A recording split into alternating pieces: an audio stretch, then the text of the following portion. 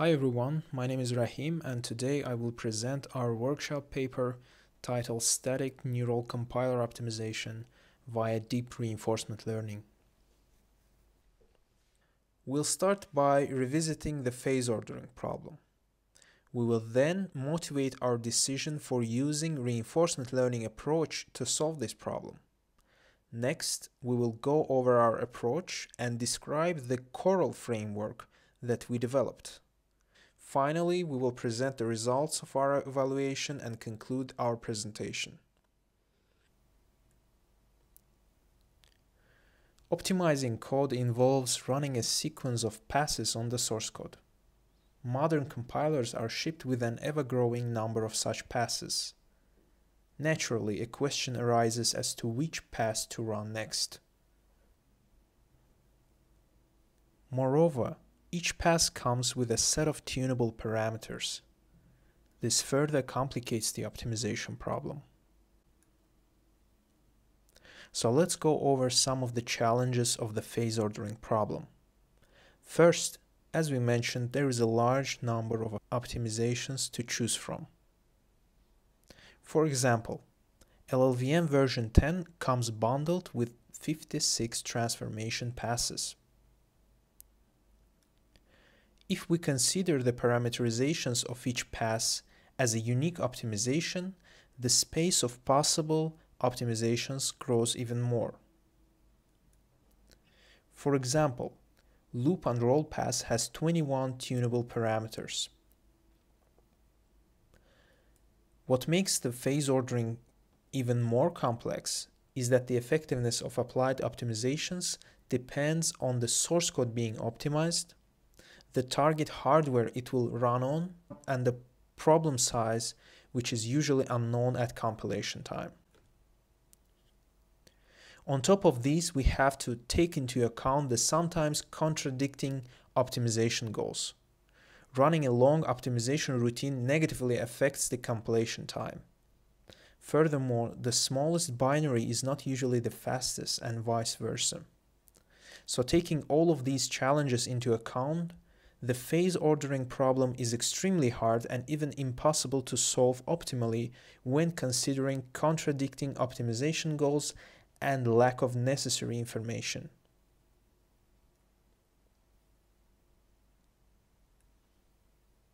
Now let's go over how this problem is solved in modern compilers. Current latest version of LLVM ships with 7 different optimization flags, each of which triggers a corresponding sequence of passes that is applied to source code. Each sequence is designed to achieve a certain trade-off between the size of the produced binary and the performance. While the approach works surprisingly well given the complexity of the problem, it has several disadvantages. First, the predefined ordering of passes within each sequence is a one-size-fits-all solution, which might fail to achieve an optimal performance or even degrade performance of a source code in certain scenarios. Next, the cost function of the passes that predict whether it is beneficial to run a transformation or not are imperfect. For example, passing 2 different but semantically equivalent versions of the source code to an optimization pass is not guaranteed to produce the same output. And lastly, maintaining a collection of optimization sequences that aim to strike a certain trade-off between compilation time, code size, and performance is another disadvantage of these optimization sequences. Now let's discuss our decision to use reinforcement learning to tackle the phase ordering problem. First of all, note that the intermediate representation, or IR, represents a certain state of a source code. This state can be modified by different optimization passes, which are essentially actions performed by a compiler on the source code. As a result, the source code transitions into a new state. One way to evaluate the effectiveness of a given optimization is to measure and compare the runtime of the original state with the one that it transitions into. And here's where we draw our inspiration to apply reinforcement learning to the phase ordering problem. We train an optimizing agent by rewarding it for the improved performance of a source code and punish it for the degraded performance. By allowing the agent to continuously try out various optimization decisions and learn from them, we can produce an agent that learns to correctly value the different optimization strategies and subsequently choose the best strategy tailored to a given source code.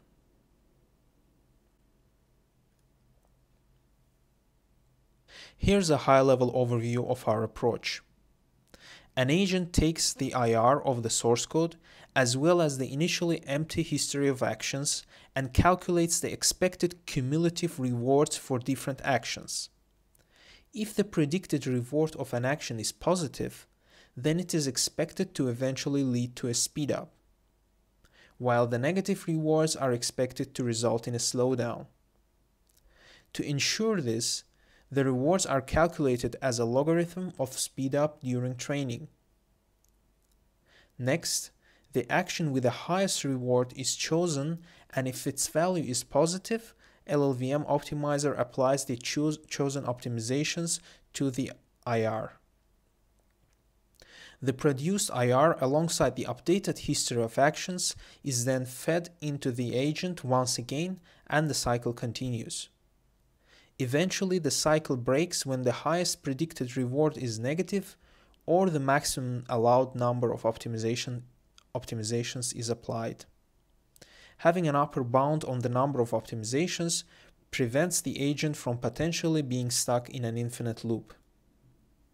More formally, we train the agent which is represented by a residual neural network with weights W. For a set of all possible states S and actions A, our goal is to learn the value function Q, parameterized with weights W, such that for any state and action, the function predicts the highest cumulative reward attainable. In order to learn the value function, we enforce consistency shown in the first equation. R denotes the reward awarded for taking action AT in state ST, after which the agent ends up in state ST plus 1. And gamma is the discount factor for future rewards, which is in range between 0 and 1. Assuming that the function TS represents the runtime of the executable produced by compiling the IR corresponding to state S, the reward for the action transitioning the agent from state ST to state ST plus 1 is calculated as shown in the second equation. Representing the reward as the logarithm of the attained speedup or slowdown allows for the rewards to be accumulated across transitions. Notably, to train an agent to minimize the size of the produced binary instead of its runtime, one would only need to update the reward function. Specifically, the function TS calculating the runtime of an executable would need to be replaced with another function calculating its size. Similarly, using both the runtime and the size of an executable in the reward calculation would stimulate the agent to learn the trade-off between the two. Since the IR of a source code carries only static information that we use to represent states, they lack the Markovian property. To enrich the state representation, we supplement it with the history of actions performed by the agent. IR is encoded using pre-trained NCC embeddings that were published by the authors Tal Ben-Nun and others alongside their paper also referenced here. Action history is encoded using one-hot vectors. Combining the two, we get the vector representation of a given state. In order to produce an optimization sequence for a given IR, An agent must decide on a chain of actions. To represent the actions, we experiment with 3 different levels of abstraction, which are shown here. At the highest level of abstraction, an action triggers a series of passes to be applied to an IR. At the middle level of abstraction, each action corresponds to an individual pass. Finally, at the lowest level of abstraction, an action might select a pass or a parameter value for an already selected pass. For high and middle level actions, the passes are initialized with predefined parameter values. The lower the level of abstraction for actions, the harder is the learning problem. In this work, we experiment with all 3 levels of abstraction. We label the respective action spaces as H for high, M for medium, and L for low. To facilitate our experiments, we have developed CORL Framework, which stands for Compiler Optimization via Reinforcement Learning. The framework is designed as a client-server architecture. The server-side functionality is divided across several objects responsible for training agents, managing workers and replay memory, and visualizing progress. The process is fully automatic and relies only on the initial supply of source programs by the user. As part of the exploration process, the learner object generates new tasks in the form of state action pairs and sends them to the manager object, which in turn dynamically distributes the tasks across the available workers. The workers are responsible for applying the selected optimizations, benchmarking the new IRs, and sending back the results. As part of exploitation, the agent samples previously generated experiences and uses them to update the weights of the neural network. Please see the paper for more details. Okay, now let's go over the experimental setup used in our evaluation. First of all, our dataset consists of 109 single-source benchmarks from LLVM test suite.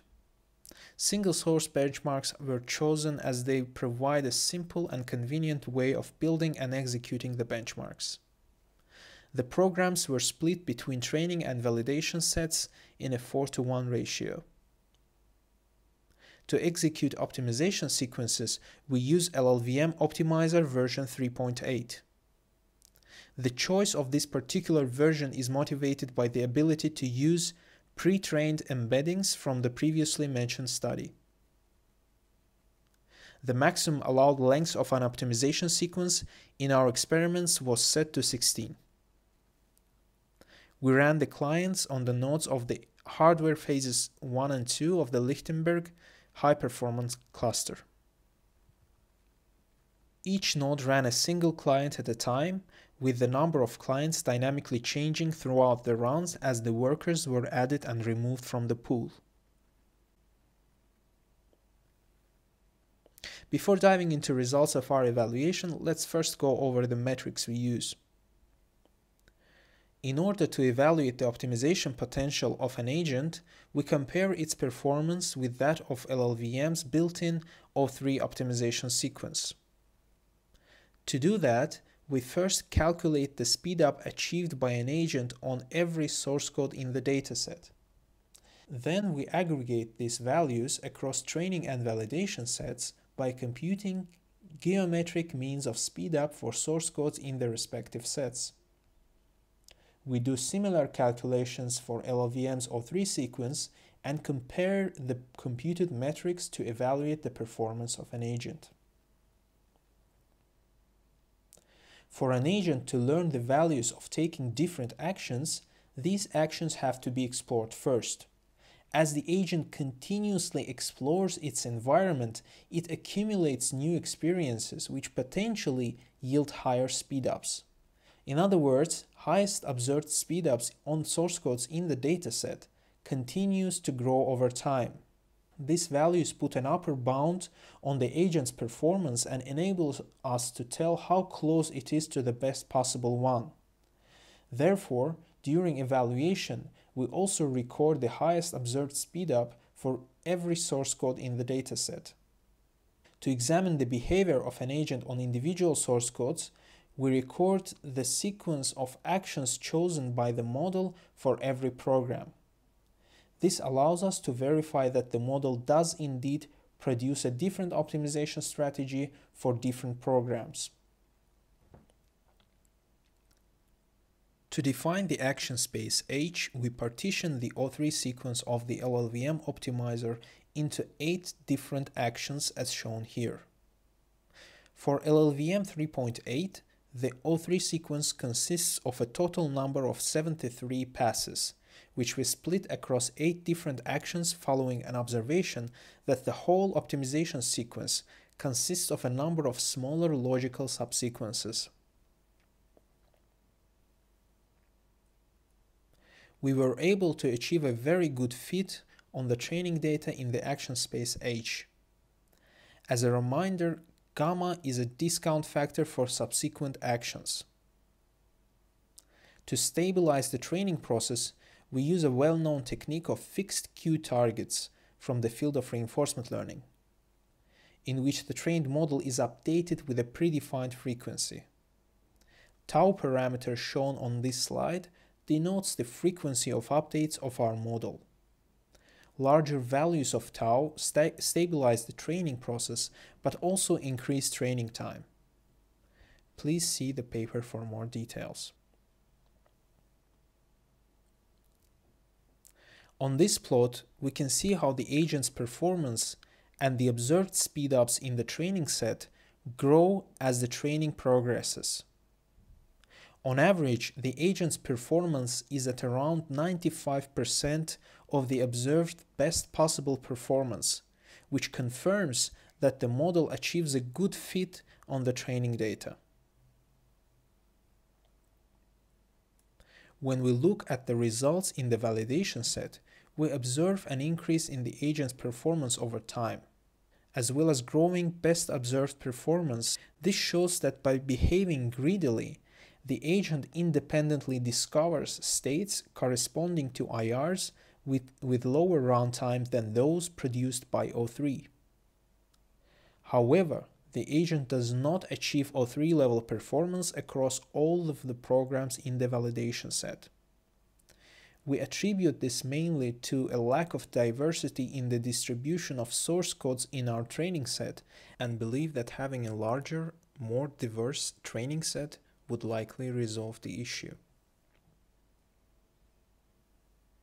Here is a numerical comparison of the results obtained in the action space H. As a reminder, the speedups shown in this table are in relation to unoptimized versions of programs. Now let's look at the behavior of an agent on individual programs. We'll only look at the best and worst performances in both training and validation sets in comparison to the performance of an O3 sequence. As we can see, the first action produces a positive reward. Note that the 8 actions in space H are numbered from 0 to 7. Also note that the reward shown here is not directly observed by the agent as it optimizes the source code during evaluation, since it would require the program to be benchmarked after every action. We only do the benchmarking for the evaluation purposes, but this is not a required step in production. We can roll out and see the whole optimization sequence chosen by the agent. As you can see, although the agent achieves substantial speedup over the unoptimized version of the code, its performance is inferior to O3. Now let's look at the best performance on the training set. We can see that the agent does indeed choose a different optimization strategy for different source codes. Here its performance is more than 2 times faster than that of the O3 sequence. And here are the results on the validation set. Here we can see that some of the agent's actions do not result in any change in performance. In the best observed scenario, the agent achieves around 32% improvement over the O3 sequence.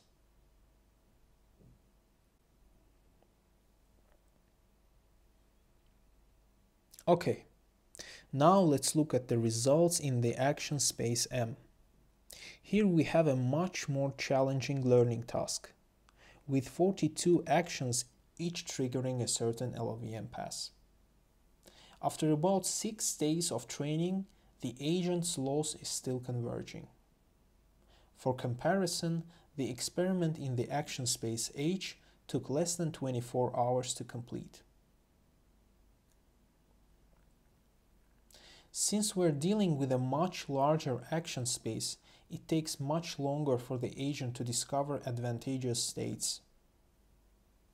For the whole duration of the experiment, the agent continuously improves its performance on the training set, and given enough time is likely to achieve and surpass the performance of the O3 strategy. However, its performance on the validation set does not seem to improve, as can be seen on the plot on the right. Given limited access to compute resources, we terminate the experiment in this action space after 56 evaluations. Similar to action space H, we believe that increasing the size and diversity of the training set is likely to force the agent to generalize and achieve better performance on the validation set.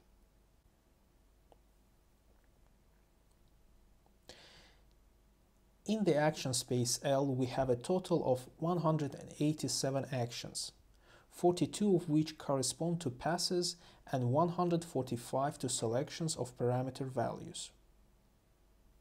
The loss value diverges in space L despite using relatively large values of parameter tau. Even though increasing the value of tau improves convergence, it also prohibitively increases training time, and therefore we refrain from further experiments with even bigger values.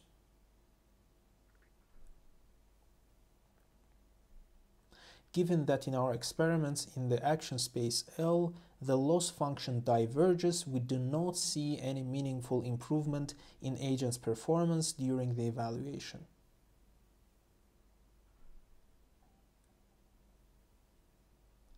To conclude, we formulated compiler phase ordering as a deep reinforcement learning problem and developed CORL Framework, which allows for efficient training of optimizing agents. Our approach is fully automatic and relies only on the initial supply of a dataset of programs. We were able to train the agents which surpass the performance of LLVM's hard-coded O3 optimization sequence on the observed set of source codes and achieve competitive performance on the validation set, gaining up to 32% speedup over the O3 sequence with previously unseen programs. We believe these results exhibit the big potential of deep reinforcement learning in tackling phase ordering problem of compilers. Our approach has several shortcomings, which we plan to address in the future. Firstly, increasing the size of the dataset to include a more diverse set of source programs might be enough to achieve superior performance compared with a hard-coded optimization strategy. Secondly, using higher quality embeddings for the IR and the appropriate neural network architecture can result in more efficient and robust optimizing agents.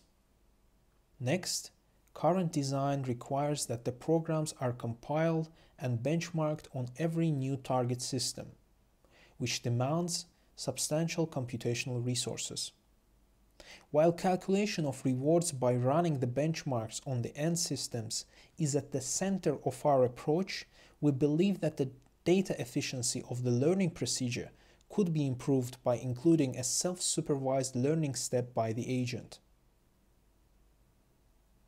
This would potentially result in a more efficient exploration strategy and reduce the computational burden by allowing a faster convergence of an agent. Finally, optimizing the agent's training procedure could allow for similar results to be achieved in higher dimensional action spaces.